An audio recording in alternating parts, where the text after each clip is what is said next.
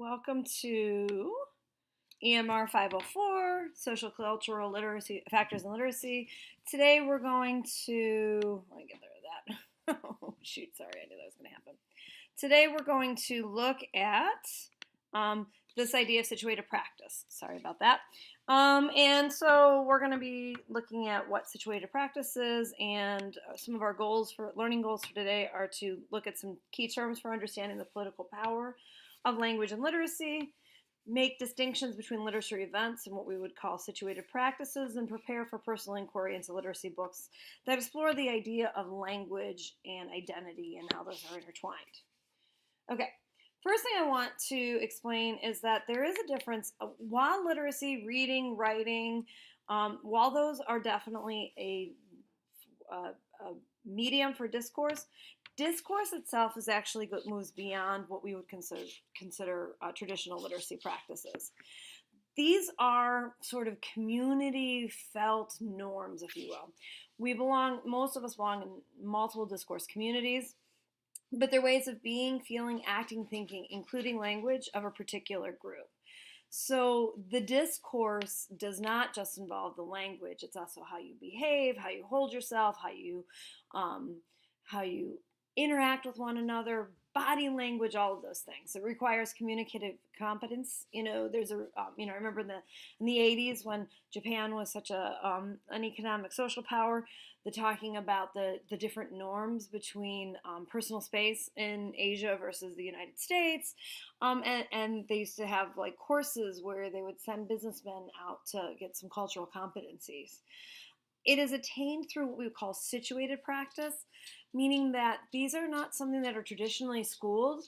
You learn these norms just by simply being a member of the community and by acting and observing. And they see various practices as normal. So what's normal in one community may or may not be normal in another. And part of your competency is being able to identify those norms and work within those norms. So I'll show you probably one of my all-time favorite clips. The radio's all yours now. I'm going to move forward. And keep an eye on that number 3. Let's move forward to the part that I wanted to show you. Sorry. I should have clipped it, but... Can I get you something? Some mofo butter laying into the bone, jacking me up. Tight me. I'm sorry, I don't understand. Cuddy say can't hang. Oh, stewardess, I speak jive. Oh, good. He said that he's in great pain and he wants to know if you can help him. All right, would you tell him to just relax and I'll be back as soon as I can with some medicine? Just hang loose, blood. She's gonna catch up on the rebound on the med side. What it is, big mama? My mama raised no dummies. I duck a rap. Cut me some slack, Jack. Say Cuddy, we say be sure to be Chump don't wanna help. Chump don't get the help. Say can't hang, say 7 up. Jive ass dude don't got no brains in All right, so we'll stop right there. So part of that humor in that particular video is that you see the discourse communities and you understand the difference. Oh my gosh, I cannot get rid of this. Sorry about that. I'm just having a bad time. I'm just going to keep it like this. So what you have then is you have a discourse community that, that we need to understand that there's a difference between where she comes from and where the gentleman come from. Some of the humor is the idea that maybe the stewardess couldn't really understand what was going on because it was kind of evident contextual clues. But there's, the humor really involves this idea that there are various discourses and discourse communities.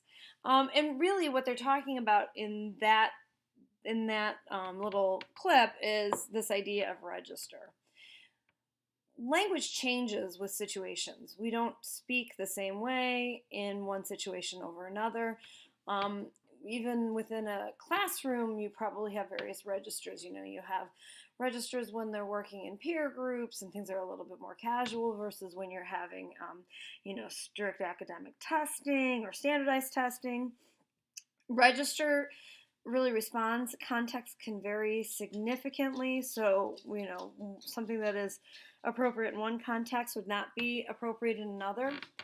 what you learn, and part of that developing of competency is this idea of code switching, meaning one of the things we never want our students to get the sense that their home discourse or their home register is somehow inappropriate or wrong, but we're trying to get them to understand when it's appropriate to code switch, when they need to move from, say, the casual discourse that they use at home to a more classroom appropriate discourse. And when we want to think about the register of the classroom, what we're talking about is curriculum genre. And probably it's important for us to decide just how formal we need that discourse to be, because I've been in situations. I worked in an urban Catholic school, and I remember there was a couple of teachers that would really frustrate the students of color, because they would say things like, they would make them correct their pronunciation of certain words, and that really just was an unnecessary correction, I think, given that these students were working very hard at learning the code switching. And frankly, it became something that I thought, that just doesn't even need to be addressed in the classroom yet, that they were developing the competency, and it was hard enough for them to develop that competency as far as figuring out when it's appropriate to use which register. So I want you to think about curriculum genre. It's not like it's fixed expectations. You have some ability as a classroom teacher to kind of develop the norms in your own classroom. But it's really important for us to understand that, especially those of us who come from dominant cultures or the cultures of power, to understand that there is this power dynamic and economic dynamic. A couple of years ago, I saw this movie called Sorry to Bother You, and it went through a lot of things about race, but as somebody who was studying literacy, I found it fascinating. I just want to show you where it looked at the code switching. I want to show you a very quick clip. Hey, young blood, let me give you a tip. Use your white voice. Man, I ain't got no white voice. Oh, come on, you know what I mean. You have a white voice in there, you can use it. It's like when you pulled over by the police. Oh, no, I just use my regular voice when that happens. I just say, back the fuck up off the car and don't nobody get out. All right, man, I'm just trying to give you some game. You want to make some money here? Then read the script with a white voice. People say I talk with a white voice anyway, so why ain't it helping me out? Well, you don't talk white enough. I'm not talking about Will Smith's wife. I'm talking about the real deal. Like this young blood. Hey, Mr. Kramer. This is Langston from Regal View. I didn't catch you at the wrong time, did I? All right. So what we have in this particular, clip, I think, is a really powerful reminder that there is a power dynamic, and culturally we have valued some discourses over others, and that those also came with economic and social and political power implications. So when we're talking to our students about discourse, it's really important that you not make a value judgment. One way is not better, it's just different. And you want to acknowledge to your students that the language of power is the most taught. And so, by simply acknowledging, yes, this is the language of power, you're both validating their feelings. If they come from communities where, where they don't have that political power, you're validating their feelings of it being somewhat unfair, or of them feeling like they've been, judged. But you're also helping them to see that what you're trying to do is help them to develop and attain the same power. You want to help them apply the curriculum genre by not indicating that they have to reject their other registers. They don't have to leave their cultural norms completely. They simply have to know when to use those in one setting versus the other. And so it's not about a either or approach, it's about an and approach. And then you want to be very aware that the language of power is the classroom language. And so therefore, all of those social and political implications, when you are in there speaking as the teacher, you need to be aware of the fact that you are, in fact, in there speaking as a teacher who's representing, a dynamic, a power dynamic. And you need to be careful of that, and you need to be humbled by that, and you need to be sensitive to that. All right. So, what we need to understand is literacy events do not just happen in the classroom. Our students, no student comes without some background knowledge, some background experience. And it drives me crazy when I hear teachers talk about their students from a deficit model. It's always a deficit model. The fact of the matter is that our students all come from rich literacy backgrounds. It's just that some of those literacy backgrounds are valued in the classroom and prepare them for classroom success, and others do not. We need to think about all of the times that literacy and discourse play a role. When a student is shopping, when they're schooling, when they're reading, when they're riding a subway. All of those things, when they're singing in a church. All of those things are literacy events, and it's really, really important for us to recognize that everybody has literacy events. Some of our students are going to have more literacy events that prepare them more for the discourse in the classroom than others. And we need to work on not a deficit model, but work on a growth model. How can I use what the students know to be able to help them to move to the expectations and the norms of my classroom? So situated practice then are sort of like these practices or these events, like in total or in culmination. So all of the different ways that when I'm in my family and we're out doing these